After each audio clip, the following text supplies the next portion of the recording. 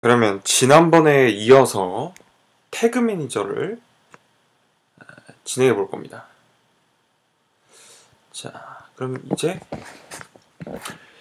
일단 제가 이 방식대로 요 순서대로 이제 진행한 이유는 대개 보통 이 태그 매니저를 세팅하다 보면 뭐 파이어베이스 세팅도 그렇지만 보통 웹앱 할 거 없이 우리가 이제 사용하고자 하는 이 태그 관리자 혹은 파이어베이스 혹은 뭐 기타 이 추적 시스템, 이 추적 솔루션들이 우리 환경에 따라서 잘 녹아지지 않을 때가 있거든요.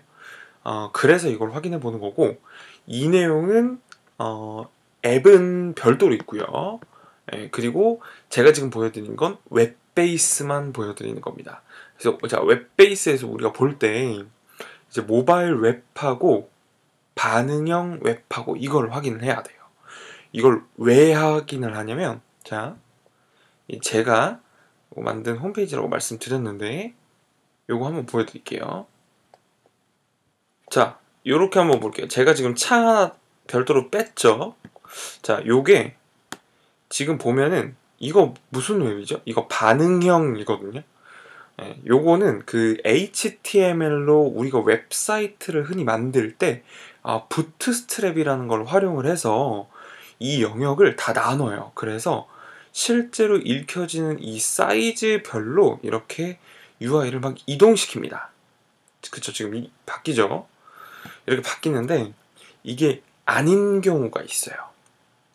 그러니까 예를 들면 지금 여기는 반응형 웹으로 돼 있죠.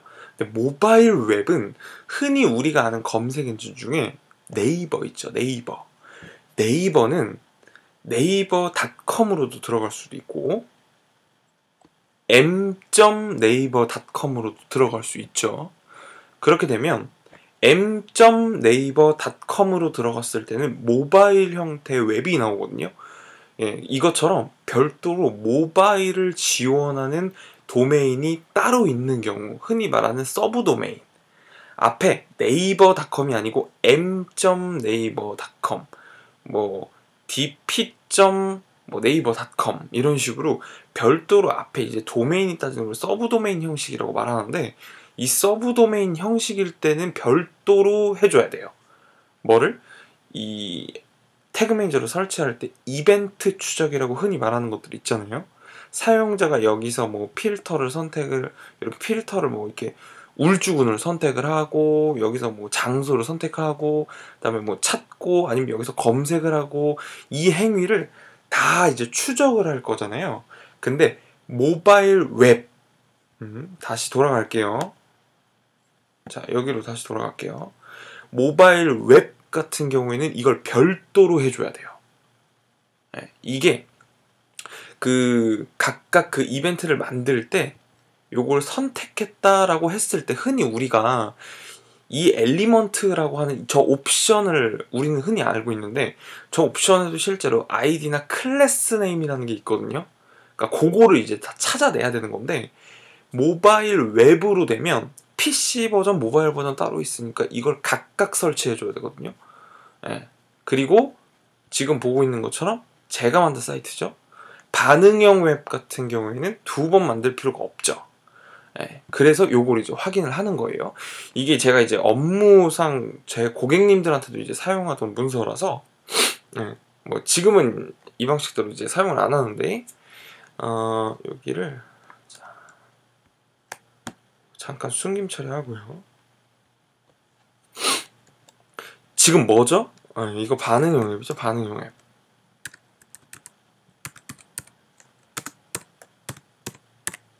자, 그러면 반응형 웹이면 한 번밖에 할 필요가 없는 거죠.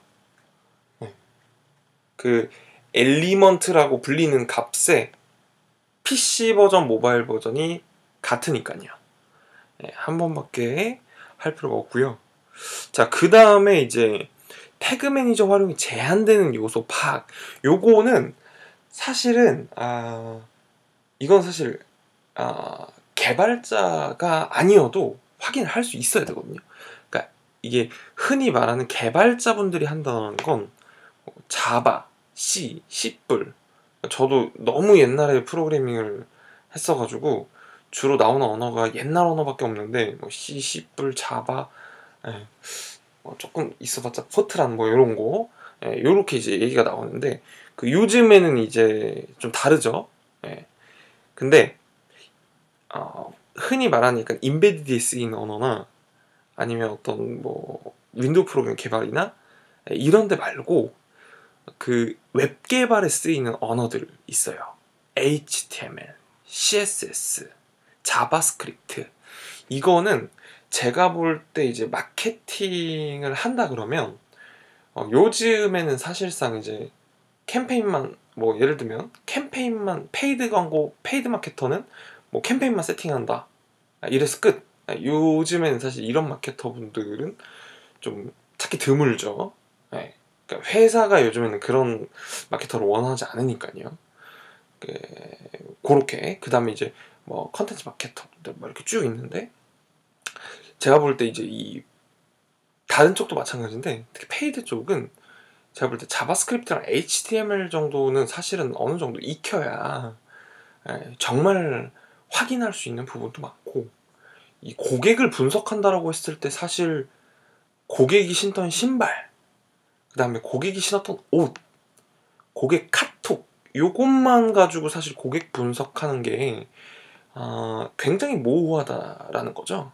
제가 이제 말씀드리고 싶은 부분은 프로그래밍 언어를 사실 개발자는 아니지만 웹 개발 쪽 언어는 사실 난이도가 그렇게 강하지 않습니다. 네. 그래서 요 웹 쪽 언어를 익히시면 사실 우리가 이제 태그 매니저를 하잖아요. 근데 태그 매니저 말고도 사실 파이어베이스를 할 수도 있고, 우리가 이제 또 웹 앱 쪽으로, 제가 앱 쪽 영상도 준비하고 있긴 한데, 앱 쪽에 우리가 어떤 추적이나 이런 걸 한다고 했을 때도 그렇고, 그 이 프로그래밍 언어를 어느 정도 알아두시면 내가 그럼 어떤 데이터를 조금 생각해 볼 수 있겠구나 라고 좀 이해를 할 수 있어요. 그래서 아까 제가 말씀드렸던 것처럼 예를 들면 저는, 그러니까 예를 들어 제 경쟁사랑 비교를 했을 때, 이건 실제 경험담인데 저랑 아까 제가 이제 모시던 대표님 친한 회사에 이제 저기 다른 컨설턴트 분들이 계셨는데, 그분들도 이제 태그 매니저로 다루긴 하셨거든요. 근데 이분들이 사실 프로그래밍을 하시진 못해요. 딥하게. 근데 웹 언어를 하실 줄 아는데, 근데 이제 어쨌든 그렇지만 저랑 이제 그분들이랑 거의 비슷한 비용의 세팅이 들어가는데, 이 예를 들면 이런 뭐 태그 관리잖아, 이런 것들을 예를 들면 뭐 쇼핑몰이라던가 아니면 뭐 광고 대행사라거나 되게 다양한 업체들에서 문의를 할 거잖아요. 이런 걸로 세팅하고 싶은데 좀 도와달라. 금액이 얼마냐? 뭐 이런 식으로 이제 문의가 들어오겠지, 제휴 문의가. 근데 이제 아까 제가 말씀드린 그 신발로는 뭐냐면, 그 업체에서는 많아봐야 한 15개가 세팅이 됐어요. 근데 심지어 애널리틱스랑 데이터 스튜디오 전부 다 포함해서. 근데 저희는 이게 지금 보신 것처럼, 지금 보고 계신 것처럼 실제로 이제 거의 40개 가까이 되거든요. 그러니까 뭐 필요 없는 거 이것저것 빼면 그래도 한 35개는 돼요.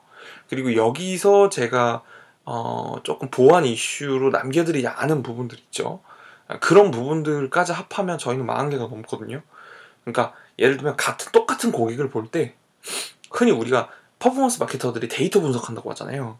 근데 예를 들면 그 어떤 고객한테 예를 들면 저희가 김치를 판매를 하려고 하는데 그거밖에 모르는 거예요. 이 사람이 최근에 어떤 제품을 샀다. 자, 근데 이제 예를 들면 저 같은 경우에는 이 사람이 최근에 어떤 제품을 샀다 포함해서 평소에 어떤 것들을 좋아한다.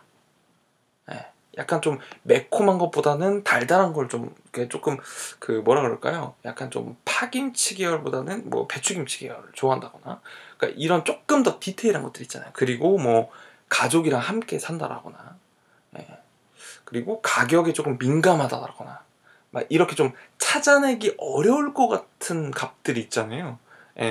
이런 값들을 사실 찾아내다 보니 이게 분석을 하는 데 있어서 굉장히 폭넓게 이제 분석을 할 수 있습니다. 그래서 여러분들께서도 사실 데이터 분석해야지 하면서 이전에 제 영상을 보신 분들은 이제 약간 오히려 스킬셋 위주로 가실 수도 있어요.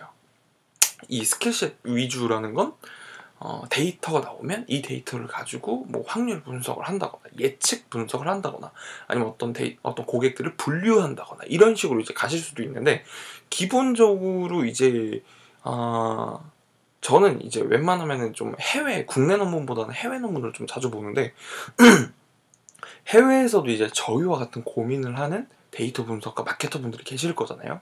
이분들의 얘기를 잘 들어보면 어쨌든 결론은 하나예요.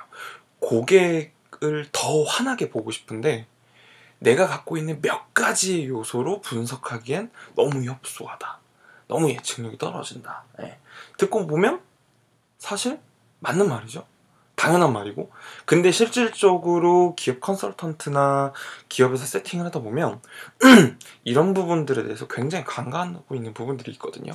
그래서 제 생각에는 여러분들이 이걸 보고 이제 세팅을 할 때 조금 더 이 안에 여러 가지 고객에 대한 그 변수들을 좀 만들 수 있는 방법들을 고민을 하셔야 될 것 같아요. 그거의 이제 베이스가 웹 언어라는 부분이라고 지금 말씀드린 거예요. 좀 중요하기 때문에 제가 말을 좀 길게 했지만 말씀을 드렸어요. 자, 요런 게 이제 있고, 그리고 또 하나는 흔히 HTML이랑 자바스크립트를 하면요, 홈페이지에서 에러가 날 만한 게 나옵니다. 그게 뭐냐면 흔히 HTML에서 iframe이라는 게 있어요. iframe이라는 게 내 HTML 이 화면에 다른 홈페이지 페이지를 가져오는 거거든요. 근데 이거를 그냥 똑같이 제가 만든 이 HTML 파일에 그대로 입혀버리면 그건 다를 바가 없잖아요. 그쵸? 그리고 변조가 일어나겠죠? 그러니까 그 변조를 최소한 막기 위해서 iframe이라는 형태로 다른 데서 따온 거예요. 우리 흔히 뭐 데이터 스튜디오나 어디 외부 보고서 같은 데 보면 iframe 해가지고 지금 현재 이 보고서를 당신의 홈페이지나 당신의 어디에 등록을 해보세요 하고 iframe이 나오거든요. 이 iframe 형태로 이제 저장을 하게 되는데 이건 추적이 안 돼요. 그걸 추적을 하려면 그 영역에도 또 태그 매니저를 심어야 돼요. 근데 생각보다 그 부분을 간과하시고 놓치시는 분들이 굉장히 많고, 그게 또 왜 단점 중에 하나냐면 추적이 되고 안 되고는 둘째치고 이게 아이프레임도 하나의 페이지로 인식을 하거든요.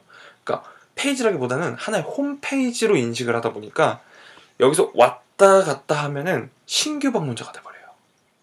그러니까 이게 문제예요. 그래서 이거를 똑같이 태그 매니저 코드를 심어주고 그 다음에 이제 도메인을 동일하게 이제 싱크를 맞춰줘야 돼요. 그래야지 이쪽에서 넘어온 도메인의 사용자들은 신규 방문자로 측정하지 말아라. 요런 식으로 이제 도메인 체크를 해놔야 되거든요. 그러니까 이런 부분들 때문에 혹시 홈페이지에 문제되는 게 있는지 없는지 이걸 이제 확인하는 부분이었습니다. 자, 없죠? 없어요. 자, 그 다음에 요거는 이제 다음에 할게요. 자, 그리고 AB 세팅, GEO 세팅 요거랑 구글 옵티마이즈랑 데이터 스튜디오는 다음에 한번 해보는 걸로 할게요. 그 다음에 이제 서치 콘솔 연동하는 거, 요거 한번 해볼게요. 제가 자, 한번 볼까요? 여기 여기 애널리틱스인데 여기 관리 보이죠? 관리에 들어와서 여기서 모든 제품에 맨 밑으로 내려보면 서치 콘솔이 있거든요. 서치 콘솔 연결을 눌러서 추가로 딱 들어가면 돼요. 그러면 요렇게 이제 나오게 됩니다. 그러면 저는 이제 전체를 한번 넣어볼 거니까 이거를 넣고 속성 확인 중이고, 여기에 소유권이 자동으로 확인됨이라고 나오죠. 이것도 이제 세팅할 수 있는 방법이 여러 가지인데 직접 이 서치 콘솔 태그를 우리 메타 쪽이죠. 헤더, 홈페이지 헤더 쪽에 이제 넣어준다거나, 혹은 연결된 태그 매니저나 애널리틱스 코드로 확인할 수 있는 방법이 있는데, 지금 태그 관리자로 자동 인식이 됐죠. 저도 좀 상당히 최근에 좀 오랜만에 들어왔는데, 이젠 자동으로 좀 해주네요. 전에 제가 좀 선택을 했었어야 되는데, 그래서 이렇게 이제 딱 들어오게 됐고요. 이게 제가 지금 막 연결을 하다 보니까 요렇게 이제 나왔네요. 안타깝네요. 조금 이게 데이터가 많이 들어왔으면 조금 더 좋았을 텐데. 그래서 제가 사실 이 부분에서 이제 하는 것은 이렇게 여기 사이트 맵을 별도로 좀 등록을 하고요. 지금 제가 사이트 맵을 따로 업로드를 안 해놔서 저는 이거를 등록할 필요가 없고, 또 거의 약간 페이지가 얼마 안 되다 보니까 이거를 지금 당장 저는 할 필요가 없지만, 보통은 사이트 맵이 기본적으로 임대모로 쓰시더라도 다 생성이 되거든요. 그럼 그 사이트 맵을 등록을 해주시면 돼요. 여기다가. 그러면 그 페이지들이 모두 어떻게 되냐면, 여기 제출이 되잖아요.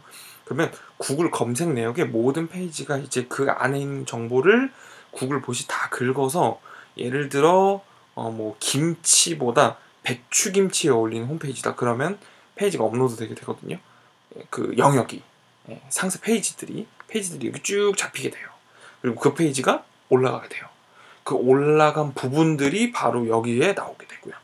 실적에 어떤 검색어를 통해서 당신의 어떤 페이지를 확인했는데, 이 사람의 국가와 기기는 어떻고, 검색 노출은 어느 정도 순이었다, 그리고 노출 수와 클릭 수는 어땠고, 그래서 총 노출, 클릭, 게재 순위 이런 식으로 이제 다 나오게 됩니다. 날짜로 나오게 되고요. 그 다음에 여기는 이제 이렇게 URL 검색처럼 실제 어떤 그 패스 있죠. URL 패스를 넣었을 때 요거를 이제 확인을 해주거든요. 예를 들면 이 사이트에 문제가 있다, 없다, 오류가 난다, 이 페이지가 잘못 읽히고 있다, 요런 부분들을 알려주기 때문에 이 서치 콘솔을 아주 간단하게 연결을 좀 해주시면 좋을 것 같아요. 자, 그러면 오늘 이 서치 콘솔도 연결됐죠?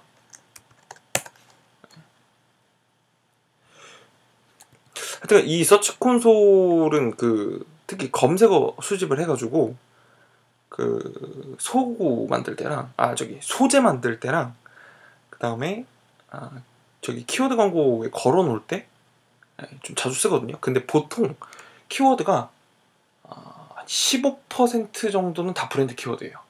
브랜드 키워드라 하면 뭐 예를 들면 뭐 짱구네 김치다 라고 하면은 짱구네 김치, 짱구네 김치찌개, 짱구네 김치 가격, 뭐 이런 식으로 우리 사이트명이나 우리 회사명이나 우리 메인 상품명이나 이걸 정확하게 알고 검색하는 사람들 있잖아요.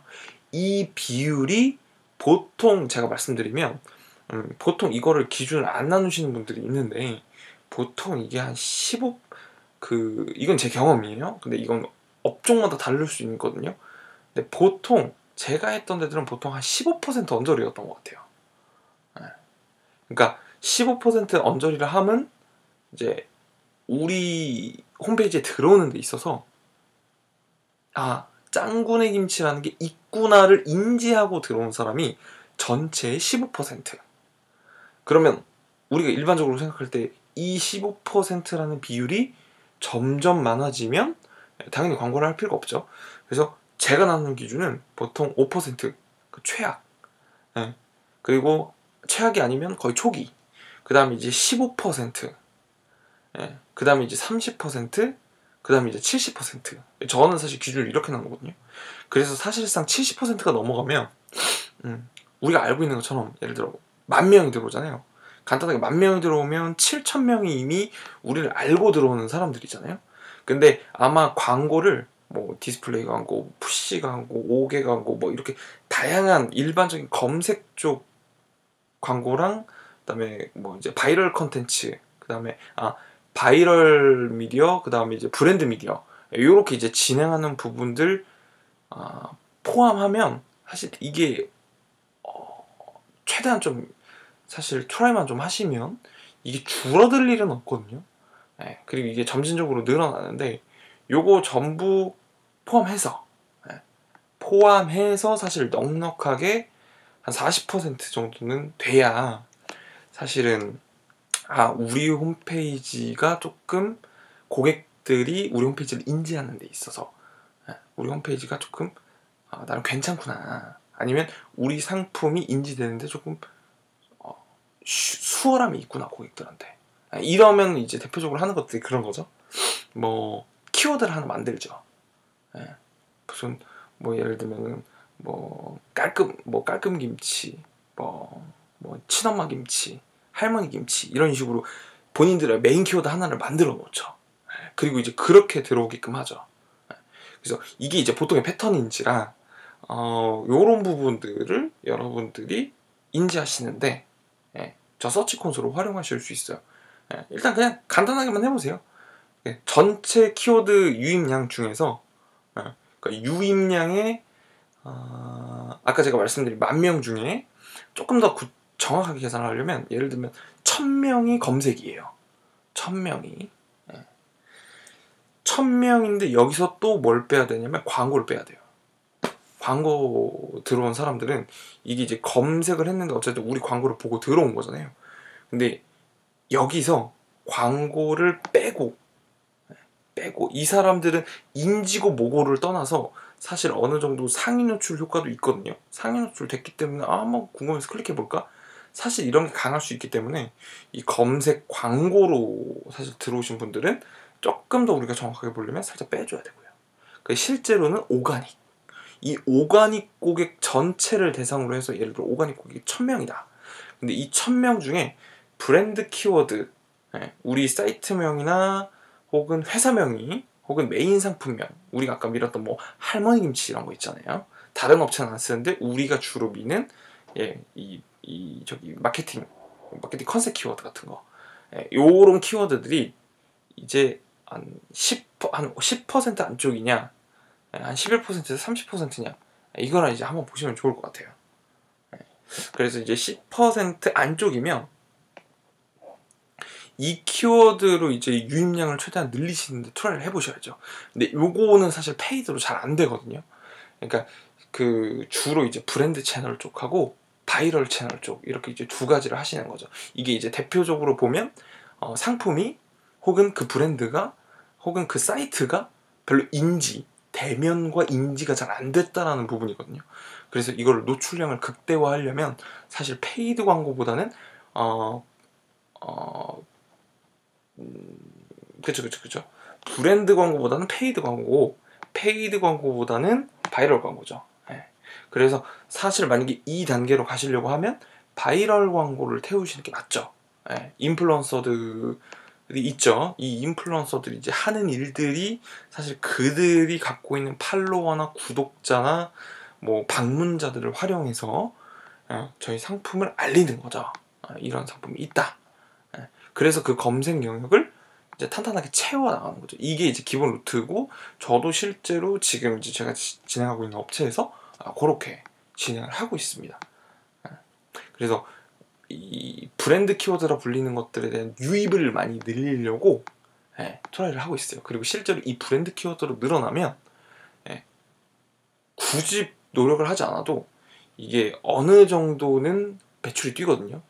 왜냐면 이제 브랜드 키워드라는 거를 인지한 상태면 어딘가에서 광고를 받든, 그러니까 이거는 흔히 애널리틱스에서 나오는 기여 모델, 뭐 요즘 앱 분석하시는 분들 뭐 기여 분석, 기여 모델 이런 얘기 하시는데 요렇게도 이제 한번 보시면 좋을 것 같아요.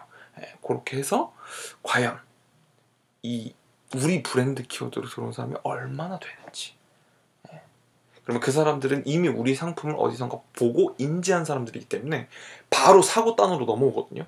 사고는 이제 상세 페이지에서 설득이 들어가는 거를 내가 용인할 마음이 됐다라는 고객들이 들어오는 거예요. 그러면 그 고객들을 주로 잡으면 이 사람들은 사실 뭐 거의 오가닉이기 때문에 우리가 사실 유입시키는 비용도 적고, 그리고 이 사람들 어느 정도 생각이 있기 때문에 그냥 궁금해서 클릭해봤어요 이런 사람이 아니고 뭐 하는 거지? 그때 맞아, 여기 무슨 김치 팔았지? 이렇게 생각하는 사람들이기 때문에 사실 사고 자체가 좀 다르거든요. 그냥 우리 페이드 광고를 보신 분들하고. 그러니까 그런 거 조금 인지한 상태에서 들어오기 때문에 당연히 구매 전환율이 높을 수밖에 없고요.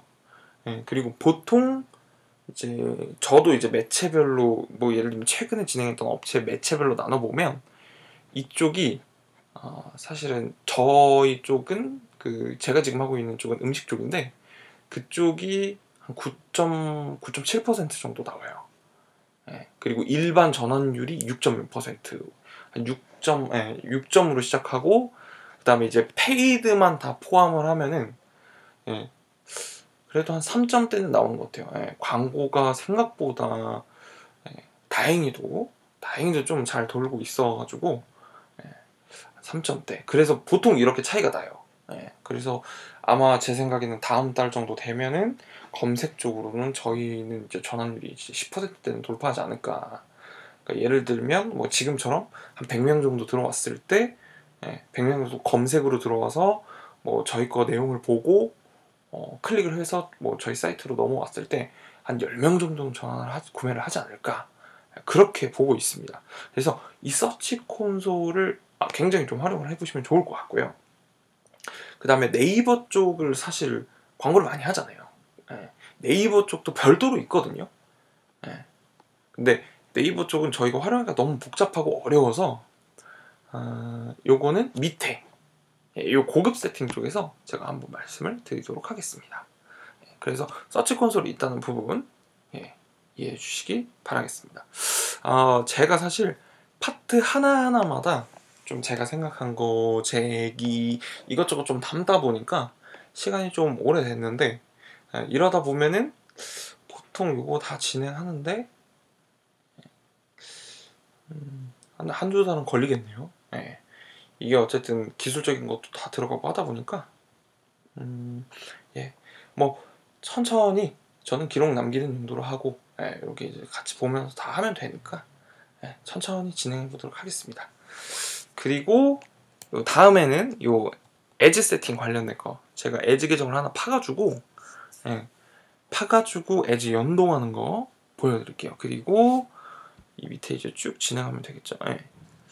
일단 제가 이 말씀만 좀 드리고 싶어요. 이게 제가 이미 이 부분을 다른 데서도 이미 외부에서 강의를 많이 했고 첫 영상에서 말씀드렸지만 이게 제가 거의 한 17년 말? 18년 초에 쓰던 거다 보니까 사실 조금 옛날 내용들이 많거든요. 근데 이 부분들 역시 제가 이제 외부에 강의를 좀 하다 보면 안 해보신 분들이 생각보다 많더라고요. 그리고 필요성을 모르시는 분들은 당연히 이런 영상을 안 보시겠지만 필요성이 있는데 이걸 어떻게 해야 될지 모르겠다라는 분들을 이제 제가 많이 봤기 때문에 요거를 제가 차근차근히 다 남겨가지고 같이 진행을 해보는 걸로 할게요. 그래서 오늘 이제 여기까지 이제 서치 콘솔까지 다 작업을 했죠. 헷갈릴 수 있으니까 자, 체크하고 에즈하고 그 다음에 이제 쭉 다른 거 이제 세팅 가면 되겠네요. 자, 갈 길이 멉니다. 자, 빡세게 진행을 해보는 걸로 하고요. 요즘 제가 이 영상을 좀 빨리 촬영을 하려고 했는데 최근에 개인적인 사정도 좀 있고 다음에 업무가 조금 너무 빡빡해져가지고 제가 또 가사기 일이 너무 요즘 많이 생겨가지고 제 영상을 사실 너무 재미없고 빡빡한 영상인데 영상을 봐주시는 분들한테 제가 알고 있는 뭐 사실 그렇게 뭐 대단하진 않은 그런 지식들을 이렇게 공유하려고 하는데 사실 첫 영상이 너무 시간이 많이 벌어져가지고 너무 죄송하다는 말씀 드리고 제가 이걸 최대한 일주일에 한 번씩 할게요. 그리고 제가 이제 또 하나 준비하고 있는 게 이제 최근에 그 앱 관련된 문의가 너무 이제 많이 들어와가지고 이제 제가 그 생각을 하나 좀 했어요.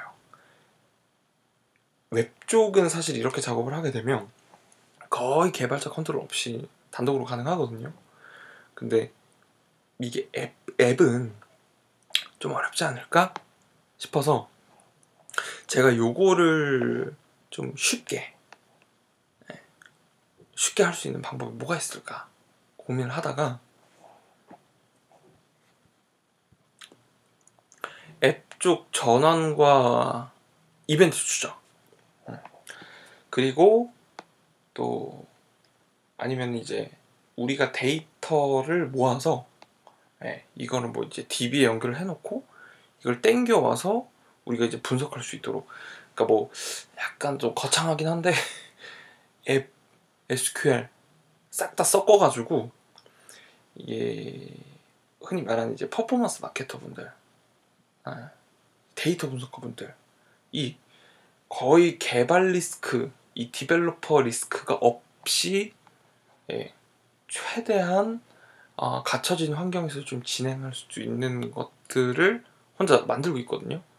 그런 내용을 잘 정리를 하고 있다 보니까 그거랑 뭐랑 겹쳐가지고 영상이 너무 늦었네요. 제가 다음 주에는 이렇게 진도 후딱후딱 빼고 한번 이렇게 재밌게 해보도록 하겠습니다. 자, 그러면 이 영상은 여기까지 하겠습니다.